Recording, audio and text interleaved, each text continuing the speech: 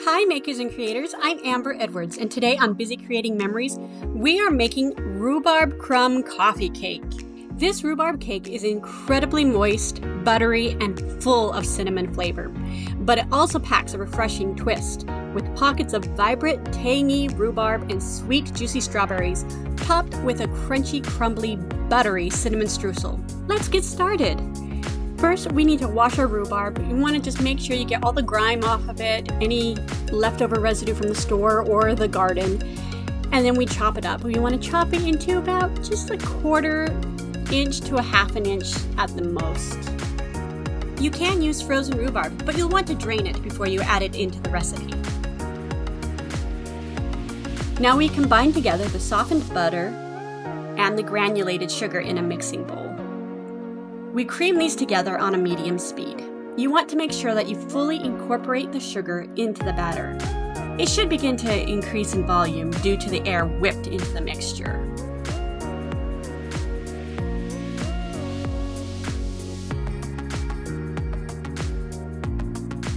Then we need to add in the room temperature egg and vanilla.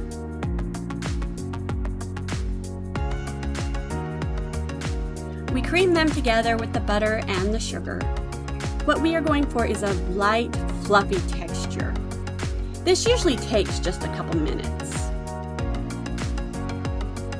As for safety, always make sure you turn off the beater in between each step. In a separate mixing bowl, dump in the flour that you're going to use.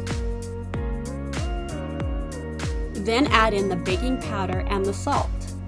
You want to lightly whisk them together. This will help to sift the dry ingredients and fully mix them together so you don't end up with clumps of powder or bits of salt pockets.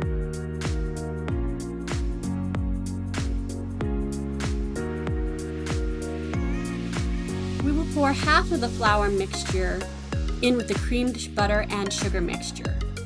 And then on a medium speed, we want to mix them together. You want to be careful not to overmix, but still fully incorporate the flour into the mixture.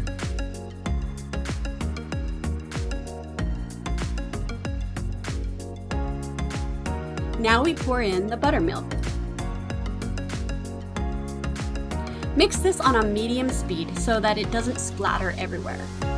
You simply mix until the buttermilk is fully incorporated into the batter. Ensure that you are getting all the way around the edges of the bowl and the bottom so you don't have any pockets of unmixed ingredients.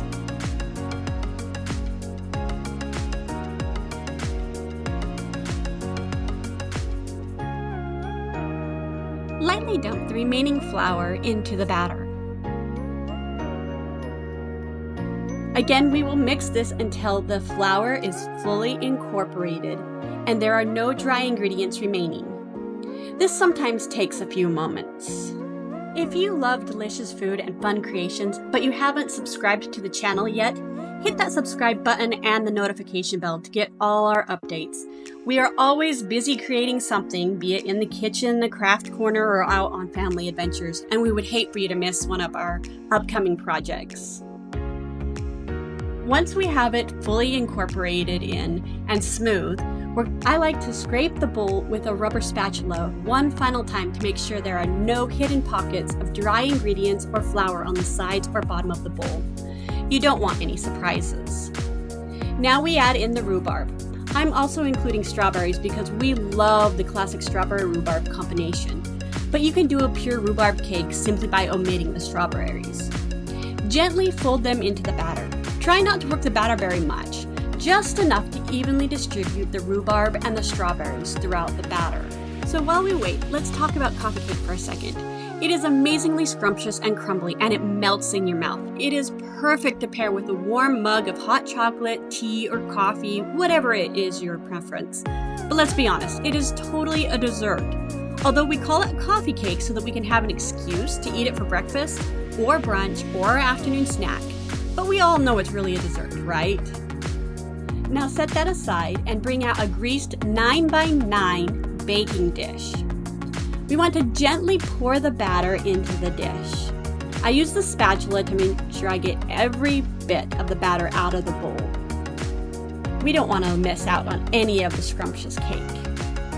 Now using that same spatula, gently spread the batter evenly across the dish. Pay special attention to the corners, and you want to make sure it is not thicker in the center because that will take longer to bake. Set the cake aside and begin preheating your oven while we work on making the streusel top.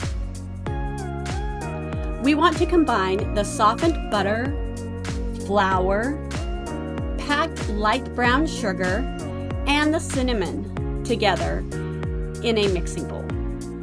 Now, the quickest way to make the crumb topping is to use a food processor. But if you don't have one, you can easily do this with your fingers or a hand mixer or a pastry cutter. I was using the dough hooks on my hand mixer because I couldn't find the regular beater hooks. And as you can see, it is not working so well. It's not doing a very good job of cutting the butter into the flour mixture. It's just kind of pushing it around and making a general mess, basically. And this is taking quite a bit of time. So let's speed things up a minute. That's better. Actually, let's switch over to a fork. You want to cut the butter into the flour mixture so that it is evenly distributed. Try to aim for any lumps or clusters of butter. You want to mash and flatten them into the rest of the mixture. This creates that crunchy, buttery, sugary topping that is so iconic to a coffee cake. Sometimes this can take a few minutes, and you might wonder if it is ever going to come together. But trust me and just be patient and keep going. It will give the most beautiful, buttery, cinnamon crumble texture on top of your coffee cake that you will absolutely love. It is worth it. In the end, it should resemble the texture of wet sand without any unblended clumps of butter. That is how you know that you are ready to move on. Set your crumble mixture aside.